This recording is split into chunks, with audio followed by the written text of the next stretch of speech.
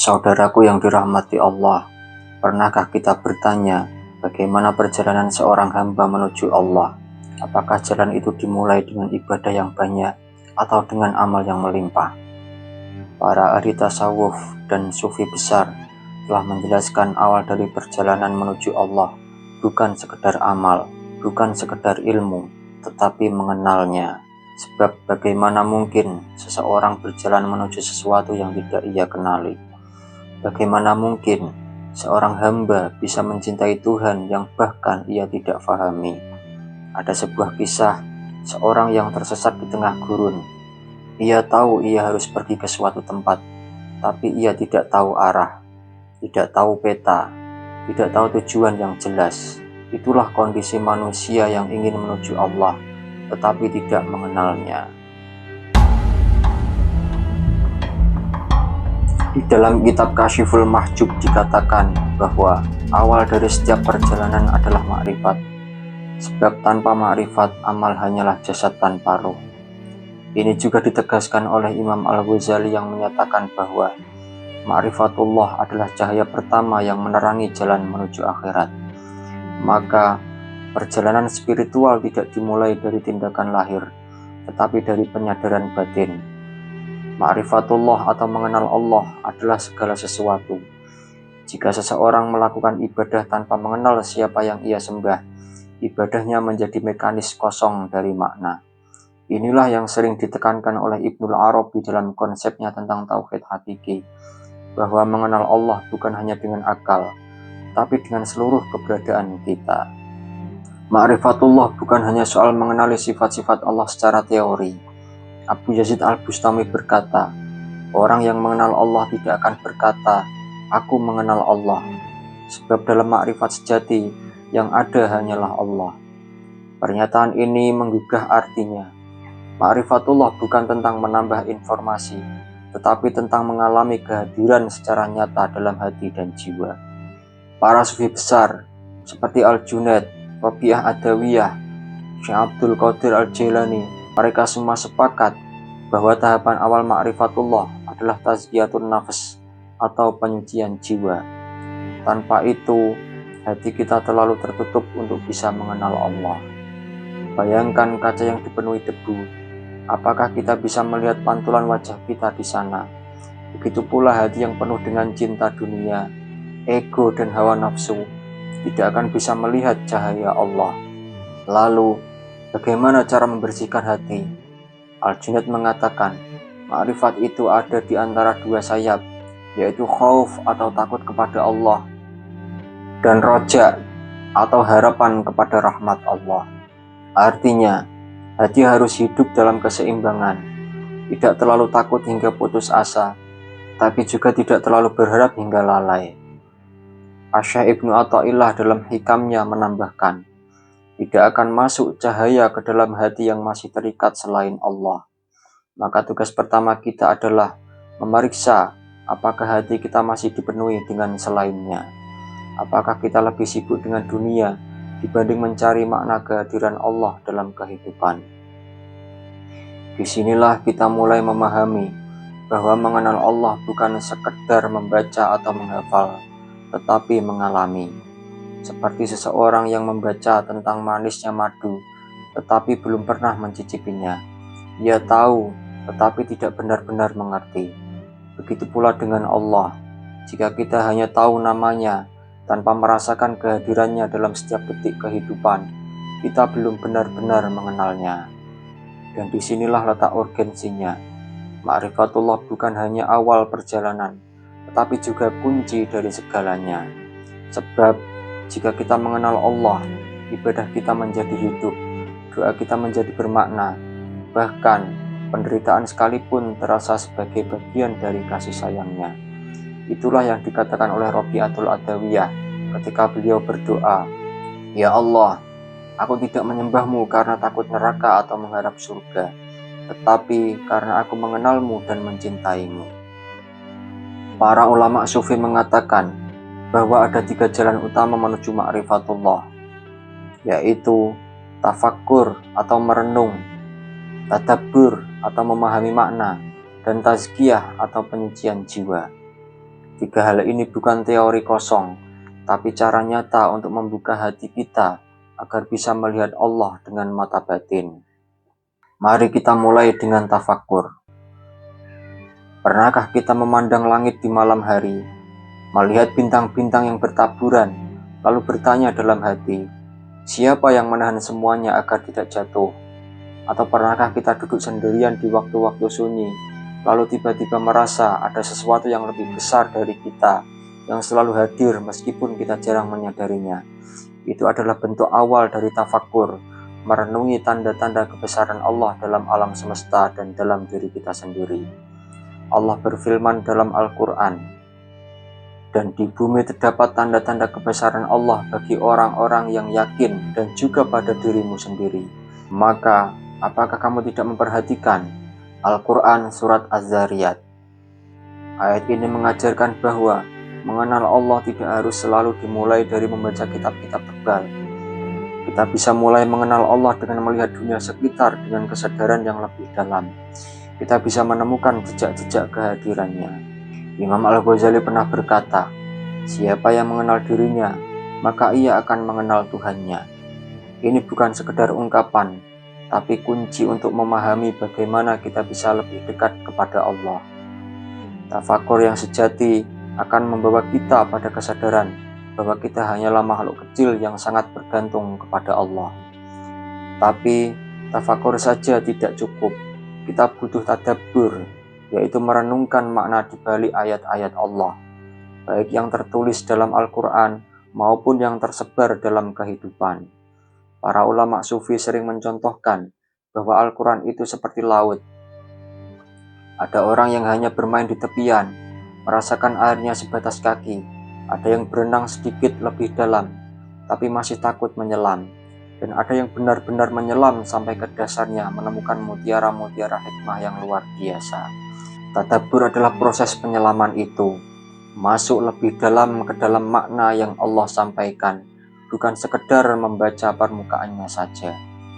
Syekh Abdul Qadir Al-Jailani berkata, ketika kamu membaca Al-Quran, dengarkan dengan hatimu, bukan hanya dengan telingamu. Sebab suara yang masuk ke telinga bisa terlupakan, tapi suara yang masuk ke hati akan mengubahmu.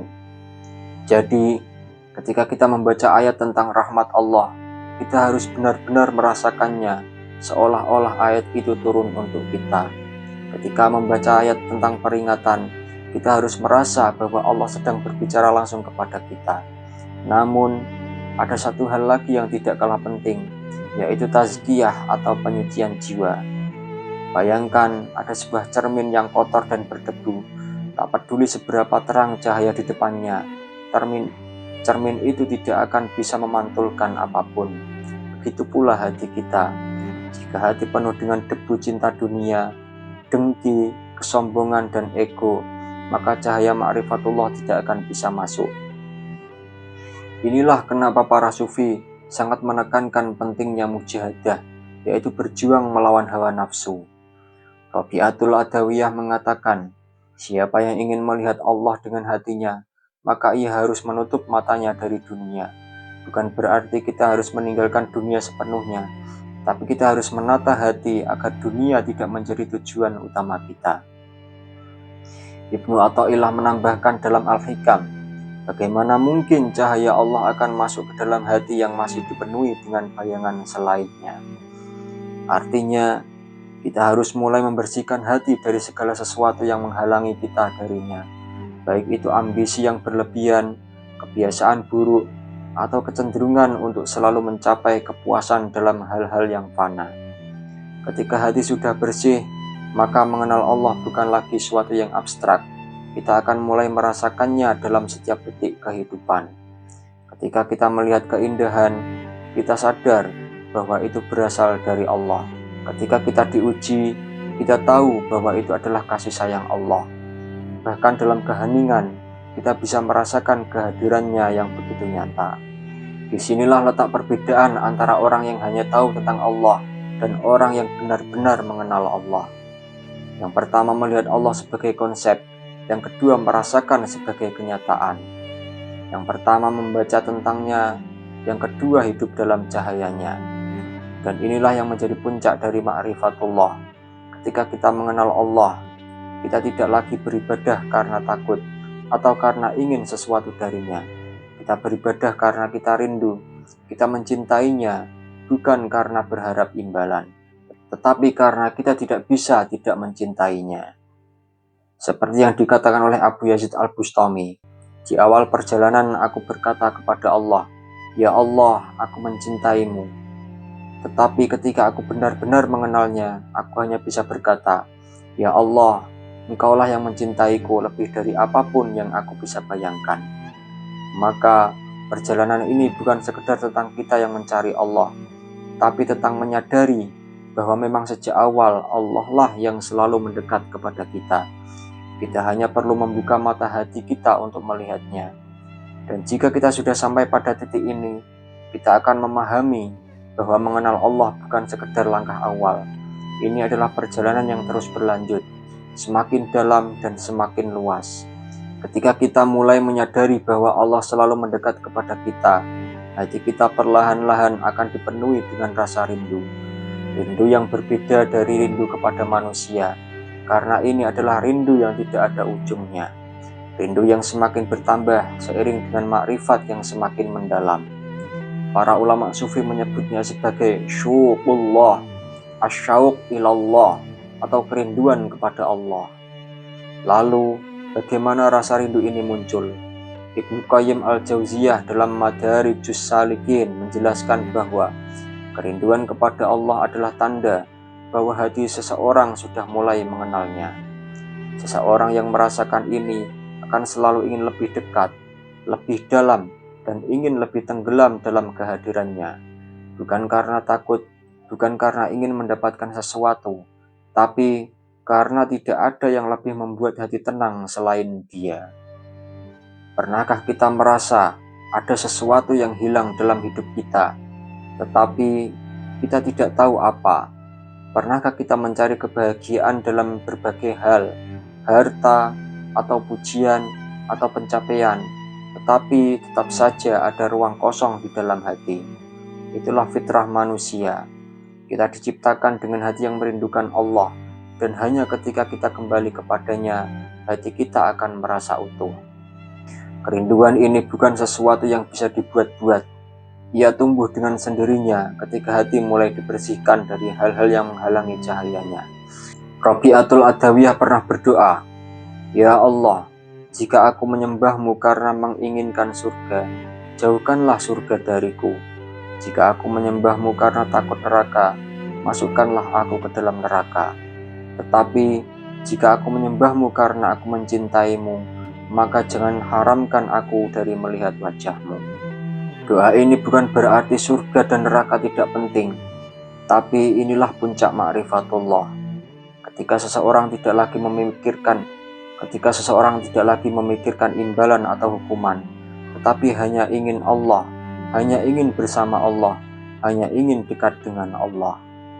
Dan disinilah kita sampai pada pertanyaan paling mendalam dalam perjalanan ini. Bagaimana kita tahu bahwa kita benar-benar telah mengenal Allah? Para ulama sufi memberikan banyak tanda, tetapi ada satu tanda yang paling jelas ketika seseorang benar-benar mengenal Allah, yaitu ia tidak bisa berpaling darinya. Bukan berarti ia menjadi malaikat yang tidak pernah melakukan kesalahan, tetapi setiap kali ia tergelincir, hatinya segera kembali. Setiap kali ia sibuk dengan dunia, ia merasa ada sesuatu yang kurang. Setiap kali ia jauh, ada sesuatu yang menariknya kembali. Syekh Al-Junaid Al-Baghdadi pernah berkata, "Siapa yang telah mencicipi ma'rifatullah, ia tidak akan pernah puas dengan selainnya. Ibarat seseorang yang pernah merasakan air murni dari mata air pegunungan, ia tidak akan pernah merasa puas dengan air keruh dari genangan. Hatinya tidak lagi tertarik dengan kesenangan semu, karena ia sudah menemukan sumber kebahagiaan yang sejati." Dan ketika seseorang sampai pada tahap ini, hidupnya akan berubah. Ia tak lagi melihat dunia dengan cara yang sama. Ia tidak lagi merasa takut terhadap kehilangan, karena ia tahu bahwa satu-satunya yang benar-benar ia butuhkan tidak akan pernah hilang. Ia tidak lagi terganggu oleh pujian atau hinaan, karena ia tahu bahwa satu-satunya yang penting adalah bagaimana Allah melihatnya. Bahkan ketika cobaan datang, ia tidak merasa putus asa. Ia justru melihatnya sebagai bentuk kasih sayang, seperti seorang ibu yang memandikan anaknya dengan air sedikit dingin. Bukan berarti untuk menyakiti, tetapi untuk membersihkan. Begitu pula Allah, ketika Dia menguji kita, itu bukan untuk menghancurkan kita, tetapi untuk menguatkan kita, untuk menyucikan kita, dan untuk membawa kita lebih dekat kepadanya. Pada titik ini, seorang hamba tidak lagi merasa bahwa ia sedang berjalan menuju Allah. Ia mulai merasakan bahwa sejak awal Allah lah yang menuntunnya, Allah lah yang mendekatinya, Allah lah yang selalu ada, bahkan sebelum ia mencari. Seperti yang Allah firmankan dalam hadis qudsi, barang siapa mendekat kepadaku sejengkal, aku mendekat kepadanya sehasta. Barang siapa mendekat kepadaku sehasta, aku mendekat kepadanya sedepa. Dan barang siapa berjalan menujuku, aku akan berlari kepadanya. Maka perjalanan ini bukan tentang kita, ini tentang Allah yang sejak awal sudah menunggu kita. Kita hanya perlu membuka hati dan membiarkan diri kita dibimbing olehnya. Dan ketika kita sampai pada tahap ini, satu hal yang pasti, yaitu hidup kita tidak akan pernah sama lagi. Saudara-saudaraku, inilah hakikat perjalanan menuju Allah. Bukan sekedar tentang kita yang mencarinya, tetapi tentang menyadari bahwa memang sejak awal Dialah yang selalu dekat, selalu memanggil, dan selalu menuntun kita untuk kembali kepadanya.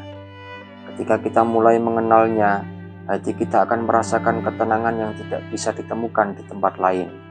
Kita tidak lagi merasakan sendirian, tidak lagi takut dengan dunia, tidak lagi terikat dengan hal-hal yang fana. Karena kita tahu satu-satunya yang benar-benar abadi adalah Dia. Dan perjalanan ini belum selesai. Ma'rifatullah bukan tujuan akhir, tetapi awal dari kehidupan yang baru, hidup yang lebih sadar dan lebih bermakna. Maka jangan berhenti di sini, teruslah berjalan, teruslah mendekat, teruslah menyucikan hati, hingga kita bisa merasakan kehadirannya dalam setiap detik hidup kita. Akhir kata, semoga Allah selalu membimbing langkah kita, membuka hati kita, dan menguatkan kita di jalannya. Amin ya rabbal alamin. Wallahu a'lamu bishawab.